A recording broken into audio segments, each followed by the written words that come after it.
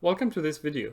In this video, we will practice using the Altair package to create visualizations using the grammar of graphics. More specifically, we will focus on graphical marks and encoding channels. Once again, if you are on the recent version of Altair, you no longer need to have the render to be notebook. In this exercise, we will use the Titanic survival dataset. This is one of the classical datasets used in business analytics and data science. The dataset basically is demographics of the passengers of the Titanic. We've got a couple of variables here, including, more importantly, who survived and who did not survive, the passenger class, the sex, the age, siblings of the passenger on board, the passenger number of parents, children abroad, the fare of the ticket, the port of embarkation. So we have 3 ports: C for Cherbourg, Q for Queenstown, and S for Southampton. The class of the passenger, who is similar to gender, man or woman, adult male, true or false, the deck on which the passenger ticket was. You can see we have some missing values. Again, that's the same as embarked on. Whether the passenger is still alive or not, which is similar to survived, but this is a textual variable. Whether the passenger was alone or not, which is a binary variable. Let's take a look at these questions. In all of these questions, there is an answer using data. So I'm providing the data transformation to answer the question, and then we will create a visualization to communicate this answer. So how does survival depend on sex and class? What we have here, we have a group by sex and class, and then the sum of survivals in sex and class. That basically shows that if you take a look at sex and class, there were many more survivals, female survivor in the female survivors in the first class compared to everyone else. The least the passengers likely to survive were the male in the second class. Of course, there are different ways to answer the question. One can also calculate a percentage rather than the sum, because the percentage also depends on how many people were in the first, second, or third classes. So the percentage is maybe another way to look at that, and if we examine this, we notice that female had a much higher chance to survive, as indicated by these percentages compared to male. If you look at the distribution of these numbers, first and second class were much more likely to survive compared to the third class. Let's create a visualization to communicate these findings. So let's start with the sum here. And what I'm going to do here, I'm going to use pandas rather than using transformations in Altair. In the next lecture, we will be using transformations in Altair. So this is basically a good way to compare and contrast using transformations in pandas compared to using transformations in Altair.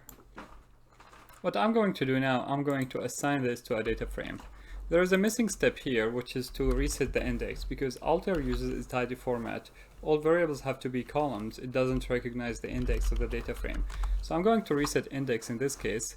If I reset index, the sex itself, male or female.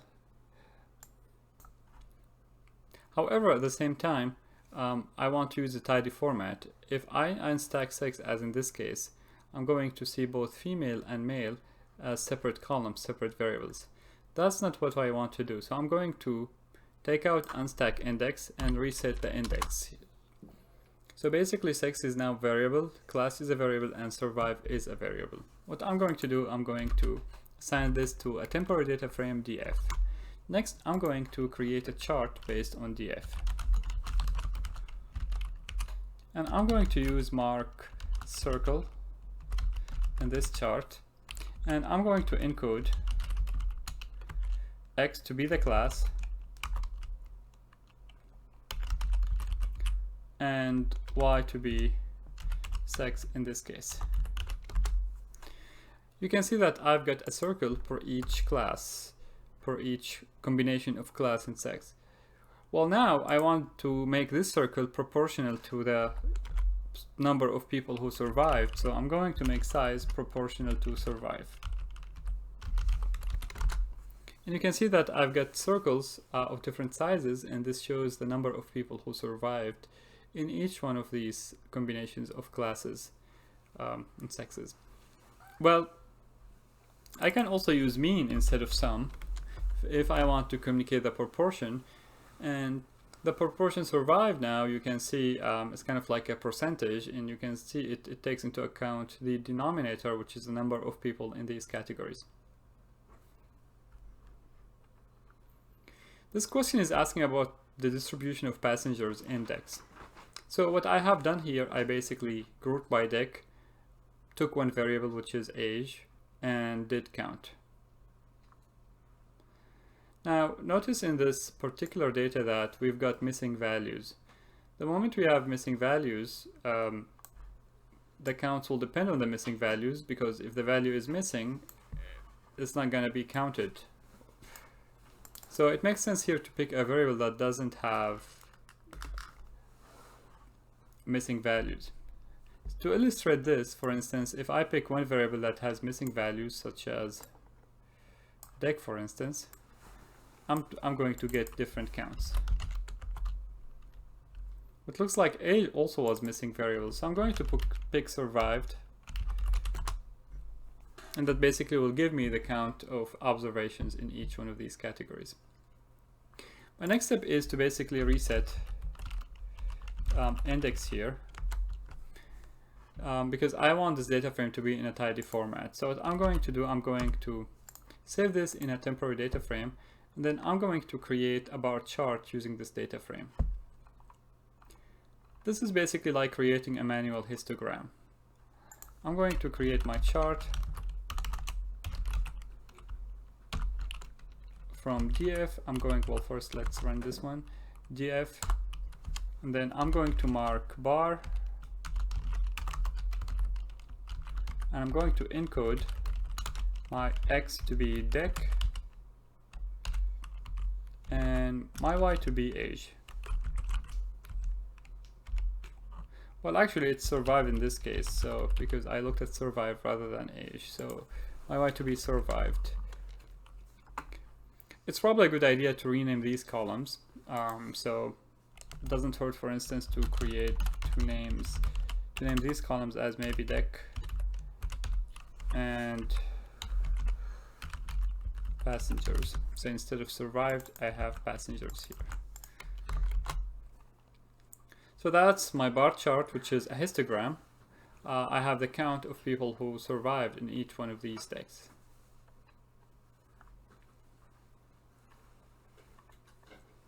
The next question is asking me to relate deck with a class. So I grouped by deck and class, and I counted each observation in each one of these combination of categories. Again, it makes sense to pick the variable that doesn't have a lot of missing observations, such as survived. And you can see here that for some reason, most of the passengers here were in the first class, and the decks of the first class were ABC mostly. Many of them were D and E, but if you look at D, E, and F, D, E, and F, they're mostly second class, and E, F, and G were the third class. How do we visualize this data? What I'm going to do, I'm going to create a two-dimensional histogram, also referred to as a heat map. Before doing so, I'm going just to reset my index here, because I want this to be, and I'm going to undo unstacking because I want this to be a tidy data frame. So that's what I want to show here.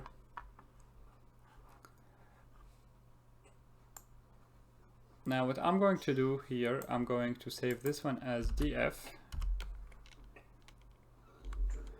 and I'm going to create a chart using the bar graphical mark. So chart,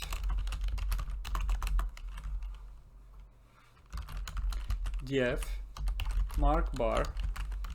I'll basically create one single bar. Next, let's encode.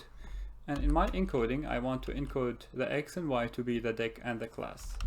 Because I want one of these squares, one of these bars per combination of deck and class. So I'm going to encode x to be deck and y to be class in this case. Alright, so here's what we got here. Next, we want to account for the number of people in each one of these categories. So we need to use another encoding channel. So I'm going to use color in this case. Again, I'm planning to make it a heat map. So each one of these squares will have a different color. I'm going to map color to be equal to survived in this case. And again, you have to note here that survived doesn't mean the passenger survived. It's basically the count of observations in that variable. Which means it probably makes sense to change the name to passengers rather than survive.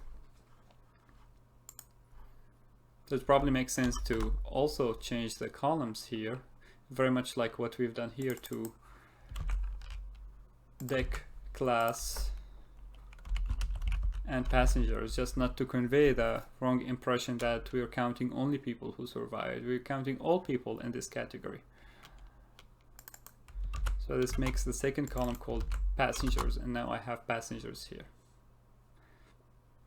Again, that shows the concentration of passengers in each one of these combination of class deck. And to answer the question, well, the first class was mostly in the upper decks, most concentrated in B and C, and then you've got passengers in the second and the third class. The last one is asking us to report the relationship between survival and deck. This one is interesting because kind of we know anecdotally that passengers in the upper decks survived. They had a higher chance of surviving.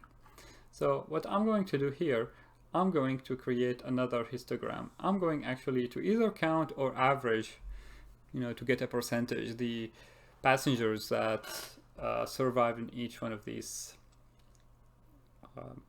decks.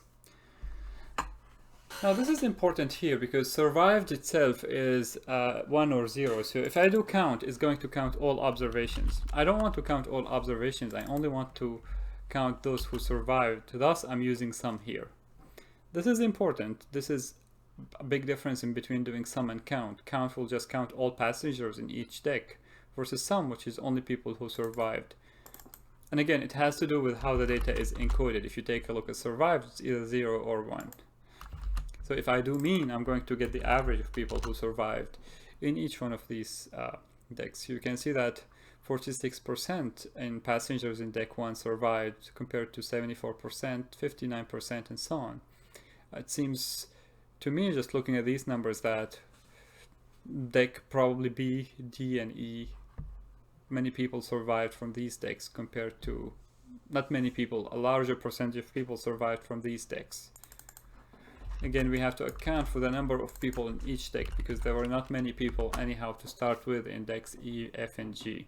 Right? So if you just do a row count, you'll see that most surviving passengers were from decks B, C, and then D and E.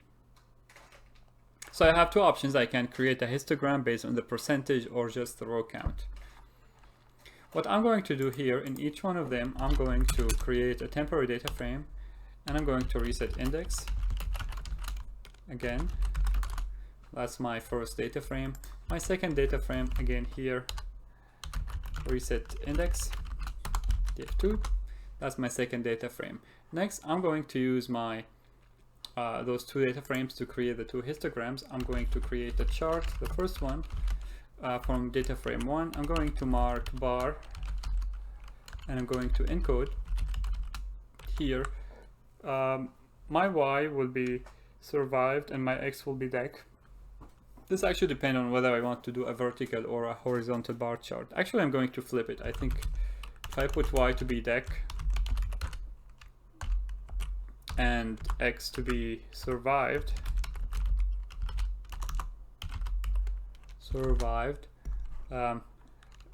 it will show the number, this one is the percentage, df1, the average percentage of people surviving in each deck.